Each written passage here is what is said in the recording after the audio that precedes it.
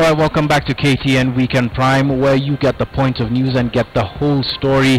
And one of the stories that's going to become fairly big, not just here but around the world, is the El Nino phenomenon. If you haven't heard, this is going to be probably, according to forecast, one of the biggest kinds of this phenomenon in the history of this country. Let's just get some facts first about what El Nino is. El Nino basically is a phenomenon that occurs when the sea surface temperatures in the equatorial Pacific are warmer than usual. That's usually off of the coast of Peru, and when those are warmer than usual, that leads to changes in the weather globally.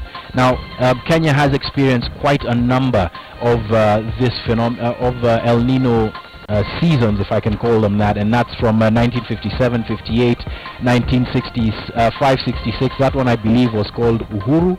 For those of you who are alive then, lots of rain there, and that was what was remembered back then. There was 72, 73, 86, 87, 91, 92, and of course 97, 98, the most recent one that a lot of Kenyans will remember. Let's talk about damage during the 1997-1998 El Nino season. This to flood damage. Now, the floods that were caused around the country caused damage in all sorts of forms. Apart from the flooding and the infrastructural damages that were caused, siltation and damage to dams and water sources was quite large. And by the exchange rate at that time to the dollar, that was 558 million shillings worth of damage. Another area that was a big loss for us was in agriculture. Agricultural losses amounting to 14.63 billion shillings, or 236 million by exchange rates at that time. Of course, there was also more damage with respect to transport. Remember, there was lots of roads that were damaged, a lot of bridges. Places like Mpeketoni were impassable. People had to go to school using tractors. A number of friends of mine narrated that experience to me, and that led to the loss of 41 billion shillings, over 55 billion shillings worth of damage during the last time El Nino came to this part of the world. Now, the forecasts indicate that the sea surface temperatures off the coast of Peru are 3.6 degrees higher than normal. This has happened just 3 times in history, and with those 3 times, it's on the next board, with those 3 times it has been accompanied by very, very strong occurrences of El Nino, very, very strong ones. And of course, El Nino has caused lots of flooding here in Nairobi and different parts of the country. These are some of the areas where flood prone areas that you should be watching out for. Of course, the CEC is going to confirm which other areas they're looking at. There's High Rise, South Sea, Mathare, Huruma. A lot of those areas in informal settlements where rivers pass through will be places to note. Of course, the government has given notice of this El Nino phenomenon coming fairly soon, and preparations are being made. This is from Kilifi County. This is one of a picture of one of the drains that have been made in preparation for El Nino. Of course, Kilifi County was one of those areas in which the last season of El Nino did fairly badly in terms of crops and infrastructure losses. We've got lots more of those, but we also have in studio with us tonight the CEC for Environment, El Nino causing people to fall down in studio. Mr. Evans Ondieki, yes. Thanks very much for joining us. Yeah. That would have been quite a phenomenon for me to fall down live on TV. Nonetheless, we carry on. This season, if I should call it that, El Nino, coming in the next couple of weeks, yes. What are the forecasts telling us in terms of how bad it's going to be? Okay, the intelligent guess from the scientists, the meteorologists, yes. is that it will be worse than for the last 35 years. That means that it might compare with the 1997 El Nino. It might be worse. So the bottom line is, if our people are prepared, they are better placed to manage. But if we ignore, because like now we have wanted people to move out of the riparian areas, along Ngong River, Mutoini, Mathare River, Nairobi River. So these waters will be huge. This is a phenomenon. Yes. And as you have rightly explained, this has nothing to do with Kenya. This is a global phenomenon. Of course, it is a global phenomenon, and preparation should be made by individuals as well as governments. But in terms of moving, people in Mathare, Huruma, places like Korogosho, I was in Korogosho just last week. No people are moving. In fact, the question that's being asked is, where should they move to, people especially in informal settlements? Are there alternatives, at least for the 3-month period that perhaps we shall be experiencing El Nino? Okay, as a county, we are prepared to spare some of our schools. We have identified like 200 schools where we can immediately turn them, some part of the school compounds, to be a disaster management centers.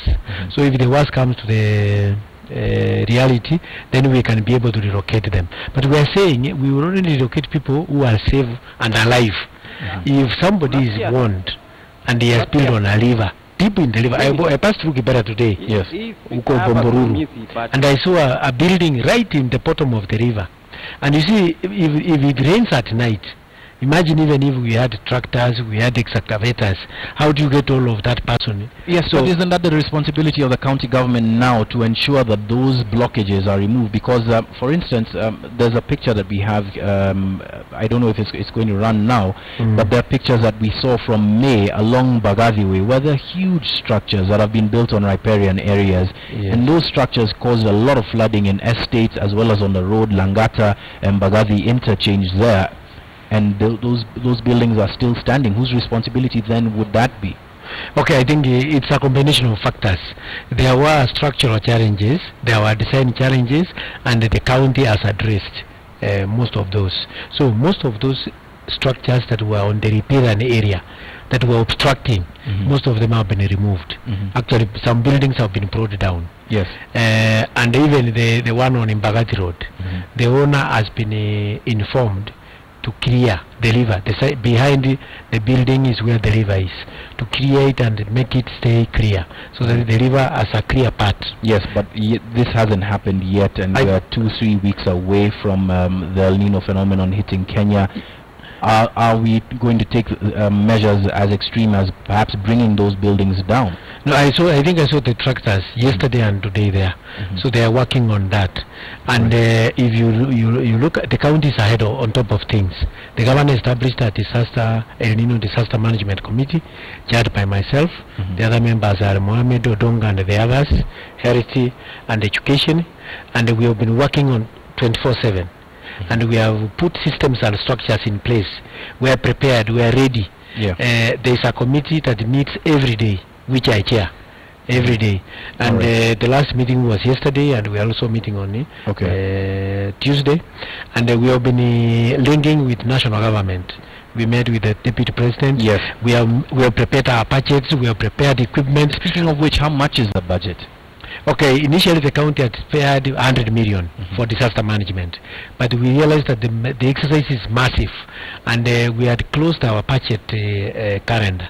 So we were called as an emergency to realign our budgets, so that we are able to realign some of the funds to meet the unintended challenges caused by El Nino. So how much has that? And we have realigned it to about 300 million. But our budget, for us to be able to do an excellent job, we need about 2 billion shillings. So we have presented about 1.8 billion shillings to national government and development partners to help us, so that we have equipment, we have emergency supplies, we equip the primary schools that we have set aside for emergent preparedness. We have an emergency center at the City Hall, first floor, boardroom, which is a situation room. It's operational 24/7, and we have the emergency numbers. And anybody can access us on a 24-hour basis. 2 billion shillings sounds like a lot of money, a lot of change for people who are watching this and not understanding perhaps the extent to which damage was caused. But nonetheless, 2 billion still is a lot of money.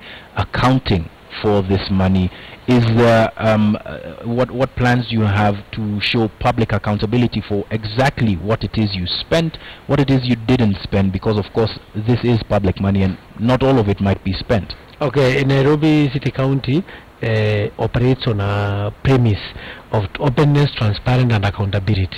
So whatever money is that we expend, the money is approved by the county assembly. It is also audited by the auditor general. So there is we do outside the legal framework. We follow the Constitution and the County Government Act and Cities and Urban Areas Act strictly, and the other laws. Can you guarantee at least some sort of public accountability once this is done? Because that's a large amount of money to spare, especially at a time when Kenya is considering austerity. Is there some sort of public accountability that you give and come out and show us, even before the audits, perhaps, that this and this and this has been can done? give you examples. Like now, at the moment, we have spent more than 50 million trying to unblock the stormwater drainage systems. Like South Sea was blocked. You remember last time we had serious challenges in South Sea, but we have now installed serious, expanded the stormwater drainage systems, put culverts, and made sure that even the riparian area is freed from the debris and the other informal settlements. We are doing that also in airport, in Donom, and several other areas. That was immediate. Then we are going to ensure that the emergency supplies are ready. Equipment is ready, even if it means being hired, because the problem with the El Nino, when it strikes, it might not have the niceties of luxury of procedures, of procurement procedures. So what we've done, we have each sector, the heritage sector has come up with the vaccinations that they may require. The livestock fisheries sector has come up with the vaccines they want for animals, fish, and other disruptions that will happen in the sector. The education sector, because a lot of education institutions, primary school, secondary school, will be disrupted. That entails particular costs, specific costs, which will be allied to the education. They have been identified and they will be strictly followed. Environment, issues of garbage management, because garbage can contaminate the environment. It can also lead to other waterborne diseases like cholera, typhoid, and the other challenges. Okay, we've got another picture on screen. Not this one. This is from Kilifi County. That one. This is this was taken this afternoon. Photo credit to Khoisan Macharia at Khoisan Macharia. That is a drain that was cleared in Gong Road, but you can see all of the gunk that was inside the drain has just been placed on the side of the road. So if El Nino is as strong as we think that it's going to be, isn't that all going to get washed away? That's the question. Are we doing the right job in the right way? Because this is something that we see in different parts of the city. Okay, John, let us be honest with each other. This is not rocket science. Nobody could have contemplated this scenario of events. We are having a situation where this El Nino might come from 7th of October onwards, and we will be working.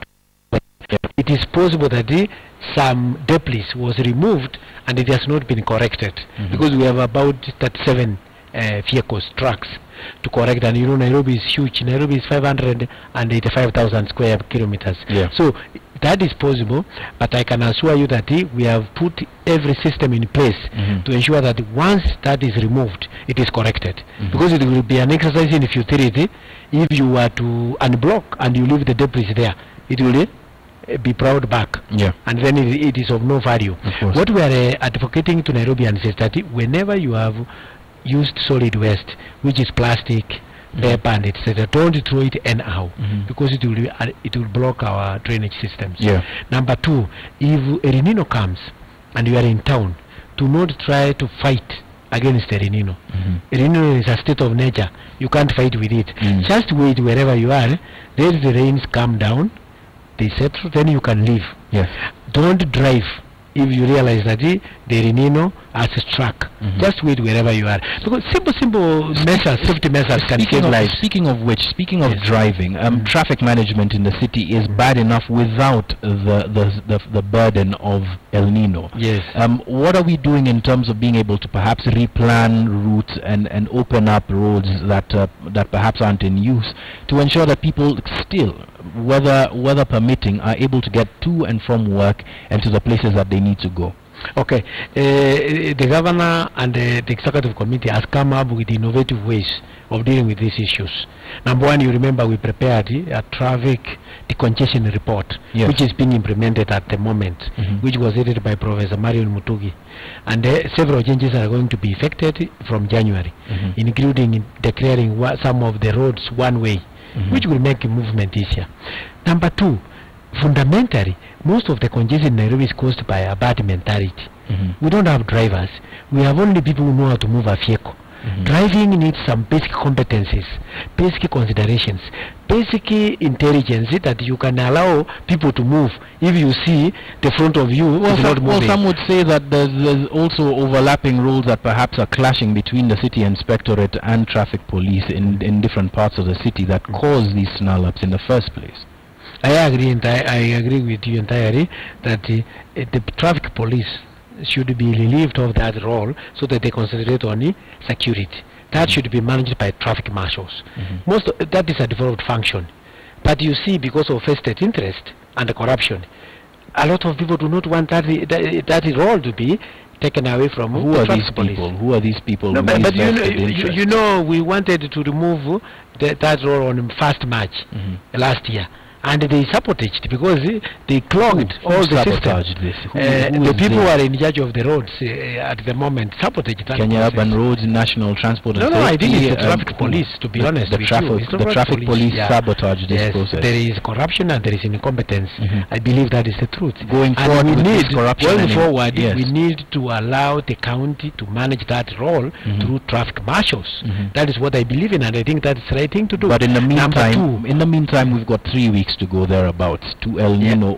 And that's what I want to share with you now. What we've done as a county, we introduced innovative ways of dealing with that issue.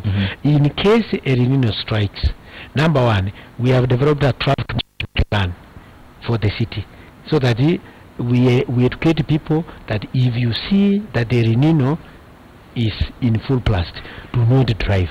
Just wait in town. Number two, we may even realign time to work. People don't have to come and work at 8 to 5. Some people might come at 2 to 8 p.m. and others come at 6 to midday, so that it would congest the city. Then number three, if we can have a reliable transport network, which we have not done because of a few logistical problems, then that will do a lot of value addition in that decongesting the CBD, because we are losing $3 million per day because of that traffic congestion. Nairobi is losing value in terms of direct foreign investment because of the traffic congestion. We are losing a lot of man-hour per head because of the traffic congestion. We are having a lot of pollution, air pollution in terms of the smoke generated and noise, and then the stress in terms of psychological stress. Because if instead of using 10 minutes to close the CBD, you are using 1.5 hours. Two final questions. These were asked on Twitter earlier on when we said that we are going to host you about garbage management in the city. Of course, this is going to be a problem going forward with El Nino. A lot of people are having complaints. Donholm, Huruma, different parts of the city, of course Dandora being one of those poster children for the bad management of garbage that falls directly under your purview. What are you doing about it now? Let me tell you, if you look at the city, the CBD particularly, let us give credit. Since the governor took over, Governor Gidero, the city is clean. Even if your bread fell down, you can pick it and without any shame you can use it. And we had designed a method of franchising so that we move that into each and every estate in Nairobi. And we had started with Zone 7. Zone 7 covers Kilimani, Kileleshwa, Kangemi and Lavington. But the cartels did not want that procedure because they like chaos. They benefit from chaos. Who dumps garbage in rivers, on bridges? It is the people who are unscrupulous, and the residents do not pay the county for garbage collection. They pay the contractors. That's a wider discussion because during those discussions with JICA, the other contractors, smaller garbage collectors, claim that there was single sourcing in the giving of those tenders. But I mean that's a discussion for that's a wider discussion. That's a lie. 11 companies applied in a competitive process, and one of them, Siva, emerged the best in terms of the criteria used. So let people be honest, because if people are not honest, then we labor in vain. So number one, we need change of attitude so that we separate our waste at the source. We use 4 R's. We reuse, recycle, reduce and recover. If we do that in our homes, we can reduce garbage by 50%. Number two, workers who are paid by residents, but they pick garbage from Kangemi to Lavington or from Lavington to Kangemi. They have not added value. They have only complicated the garbage process. And you know, garbage is dangerous. It can contaminate the environment. Yes. So the process of collecting, transporting, and the final disposal must be methodical, systematic, and scientific. All right. That is not the case now, and that is what the county has been doing to ensure that we implement the integrated solid management policy, which we developed together with Chaika. Yeah. It is a policy that has taken 5 years to study. It is scientific, and it is grounded, and it has a 98% degree of confidence. All right. These people are opposing it because of service considerations, and we were shocked that the residents, the residents followed the lies and distortions by these correctors. They will have right of reply, because we shall be inviting you back to talk about that integrated garbage management system. But in the meantime, thank you very much for joining us to talk about upcoming preparations for the El Nino phenomenon that we expect in a few weeks. Let's hope that it goes as well as you said it will with respect to plans. Evans Ondieki, he is the County Executive for Environment here in Nairobi City County. We're taking a short break now on KTN Weekend Prime, but still to come, that new segment, 5 things that you need to know. Andrew Franklin is standing by at our studios in I&M at the City Center, and we're talking about the KDF Amendment Bill. What are those 5 things about the proposed amendments that perhaps you need to know, be concerned about, or be happy about? It depends on you. Back in a moment on KTN Weekend Prime.